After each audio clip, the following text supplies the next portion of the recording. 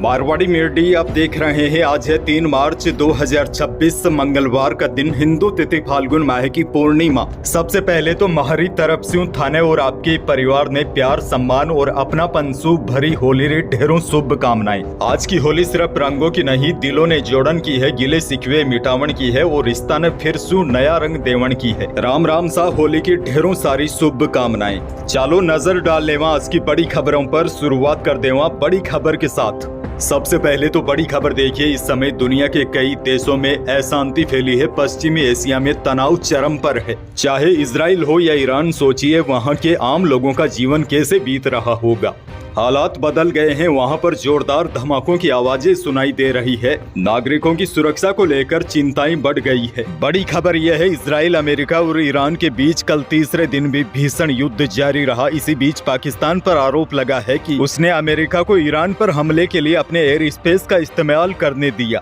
इस मामले को लेकर ईरानी सीनियर कमांडर ने कहा है कि यदि पाकिस्तान ने ऐसा किया है तो वह सुरक्षित नहीं रहेगा, उसको इसकी कीमत चुकानी होगी। अच्छा, बड़ी खबर ये भी देखिए, जब भी दो देशों के बीच युद्ध होता है तो उसका असर पूरी दुनिया में दिखाई देता है। इजराइल ईरान जंग की वजह से बीते 2 दिनों में भारत में करीब 800 इंटरनेशनल फ्लाइटें कैंसिल हो चुकी है। कल भी दिल्ली एयरपोर्ट पर 87 फ्लाइटें कैंसिल रही। हजारों यात्री फंसे हुए हैं। मिडिल ईस्ट में मौजूदा हालात को देखते हुए अबू धाबी के BAPS हिंदू मंदिर को भी 9 मार्च तक विजिटर्स के लिए बंद कर दिया गया है। और सबसे बड़ी चिंताजनक बात तो यह है, अगर ईरान और इजराइल के बीच युद्ध लंबा चलता है तो खाड़ी क्षेत्र अस्थिर होगा, तेल की सप्लाई प्रभावित हो सकती है, नतीजन पेट्रोल, डीजल, रसोई गैस महंगी हो सकती है।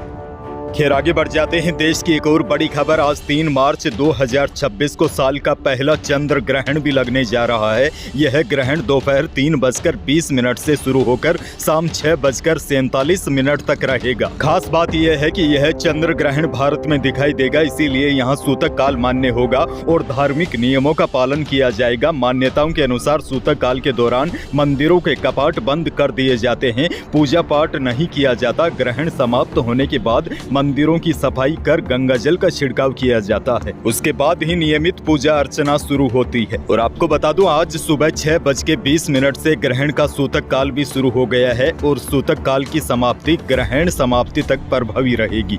बहरहाल आगे बढ़ जाते हैं। राजस्थान से बहुत बड़ी खबर, इजराइल, अमेरिका और ईरान की जंग के बीच अब कई राजस्थान के लोग भी दुबई में फंस गए हैं।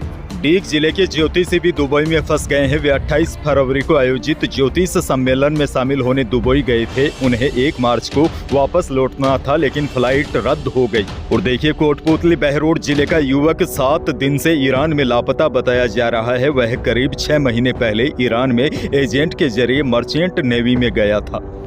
खैर आगे बढ़ जाते हैं। बड़ी खबर, राज्य में रबी विपणन सीजन 2026-27 के दौरान न्यूनतम समर्थन मूल्य पर गेहूं खरीद का कार्य 10 मार्च से शुरू होगा, जो 30 जून तक जारी रहेगा। गेहूं खरीद कार्य के लिए राज्य में कुल 383 क्रय केंद्र स्थापित किए गए हैं। किसानों से गेहूं खरीद कार्य भारतीय खाद्य निगम, राजफेड, तिलम संघ, नाफेड एवं NCCF के साथ इस वर्ष से राजस्थान राज्य खाद्य एवं नागरिक आपूर्ति निगम के माध्यम से भी किया जाएगा। भारत सरकार ने रबी विपणन सीजन 2026 और 27 के लिए गेहूं का न्यूनतम समर्थन मूल्य राज्य के किसान उपज विक्रय के लिए 25 जून तथा समय अथवा ई मित्र के माध्यम से खाद्य एवं नागरिक आपूर्ति विभाग राजस्थान की वेबसाइट पर उपलब्ध गेहूं खरीद हेतु किसान रजिस्ट्रेशन पोर्टल के माध्यम से ऑनलाइन पंजीकरण करवा सकेंगे।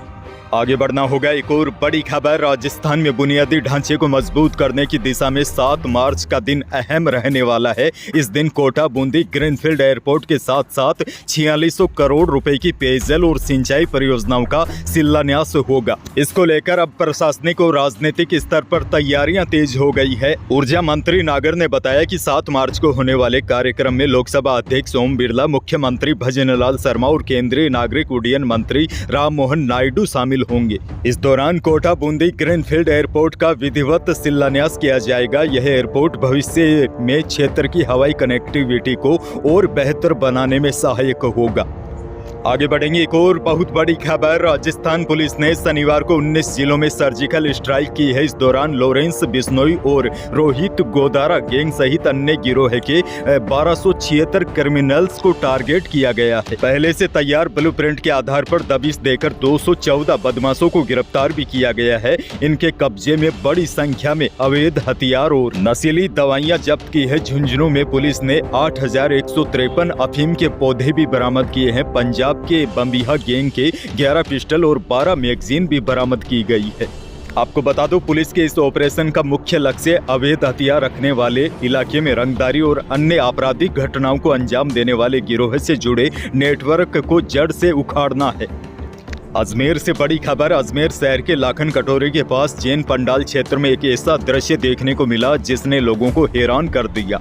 यह वीडियो सोशल मीडिया पर भी वायरल हो रहा है। इस वायरल वीडियो में एक बंदर अचानक एक बकरी के बच्चे को उठाकर पास के पेड़ पर चढ़ गया, जिसे देखकर वहां मौजूद हर कोई लोग हैरान रह गए। बंदर का इस तरह बकरी के बच्चे को उठाकर ले जाना पहले तो लोगों को लगा कि शायद वह उसे नुकसान पहुंचाएगा, लेकिन कुछ ही पलों में तस्वीर बिल्कुल बदल गई। बंदर कभी बकरी के बच्चे का सिर सहलाता तो कभी उसे सीने से लगाकर बैठ जाता। मेमना बंदर की गोद में बैठा रहा, जैसे बकरी के बच्चे को कोई नई ममता मिल गई है। हालांकि बंदर ने बकरी के बच्चे को छोड़ा या नहीं, इसकी जानकारी नहीं मिल पाई है। कुछ लोगों ने बताया करीब 1 घंटे के बाद बंदर से बकरी के बच्चे को छुड़ा लिया गया है।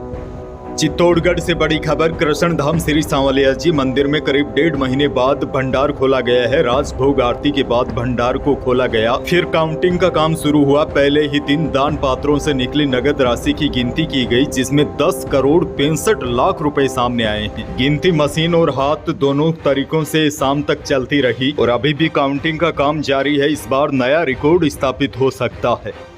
चूरू से बड़ी खबर, एक आरटीओ अधिकारी जिसका वीडियो सोशल मीडिया पर खूब वायरल हुआ था। आरटीओ अधिकारी द्वारा अपने सिर से ट्रक ड्राइवर को घायल करने वाले वीडियो सोशल मीडिया पर वायरल होने के बाद सरकार ने आरटीओ अधिकारी को निलंबित कर दिया है, लेकिन लोगों का गुस्सा अभी भी कम नहीं हुआ है। लोगों का कहना है कि इस भ्रष्ट अधिकारी के खिलाफ कड़ी और सख्त कार्रवाई होनी चाहिए ताकि रौब दिखाने वाले अधिकारियों में डर का माहौल बना रहे।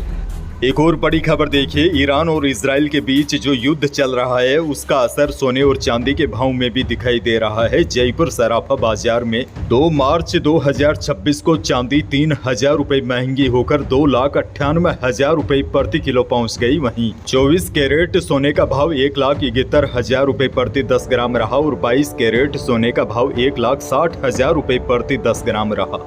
उधर देखिए, इस युद्ध का असर अब किसानों पर भी दिखाई देने लगा है। ईरान पर अमेरिका और इजराइल के हमलों का असर स्थानीय बाजार यहां तक मंडियों में भी महसूस किया जा रहा है। राजस्थान के हाड़ौती क्षेत्र से खाड़ी देशों को होने वाले बासमती चावल का निर्यात फिलहाल ठप पड़ गया है। कोटा और आसपास के इलाकों से बड़ी मात्रा में बासमती चावल खाड़ी देशों खासकर ईरान को भेजा जाता है, लेकिन अब बंदरगाहों तक पहुंचा माल भी अटक गया है। पुराने भुगतान भी अटके हुए हैं, नए ऑर्डर भी नहीं मिल पा रहे हैं, जिसकी वजह से बासमती चावल के दाम करीब 5,000 रुपए प्रति टन तक गिर गए हैं।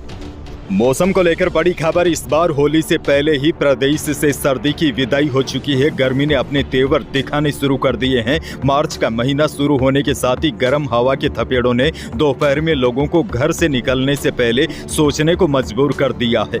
हालात यह है, प्रदेश के 28 जिलों में अधिकतम तापमान 35 डिग्री सेल्सियस के आसपास जा पहुंचा है। दिन के तापमान में लगातार बढ़ोतरी दर्ज की जा रही है। वहीं मौसम विभाग के अनुसार राज्य में आगामी 1 सप्ताह मौसम शुष्क रहने तथा न्यूनतम व अधिकतम तापमान में 2 से लेकर 3 डिग्री बढ़ोतरी होने की संभावना है, जिसकी वजह से आने वाले समय में गर्मी और तेज होगी।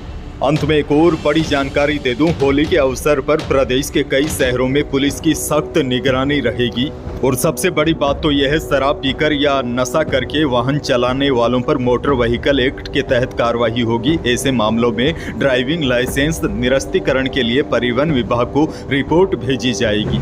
इसके साथ ही जानकारों ने होली के नाम पर आने वाले संदिग्ध कॉल, लिंक या ऑफर से सावधान रहने की सलाह दी गई है, वरना लालच में आकर कहीं आप भी साइबर ठगी के शिकार हो सकते हैं। अच्छा देखिए, बड़ी जानकारी आपको यह भी दे दूं, होली की वजह से आज यानी कि 3 मार्च को और कल यानी कि 4 मार्च को अधिकतर शहरों में बैंक बंद रह सकते हैं, क्योंकि कई शहरों में कल भी रंगोत्सव का त्योहार मनाया जाएगा, इसलिए कई शहरों में कल भी बैंक बंद रहेंगे। तो यही थी आज की कुछ बड़ी खबरें। एक बार फिर आपको और आपके पूरे परिवार को होली के पावन पर्व की ढेरों सारी शुभकामनाएं। वीडियो को लाइक करना बिल्कुल न भूलिए। चैनल पर नए हैं तो सब्सक्राइब जरूर कीजिए ताकि आप अपडेट रहे बड़ी और काम की खबरों से। धन्यवाद।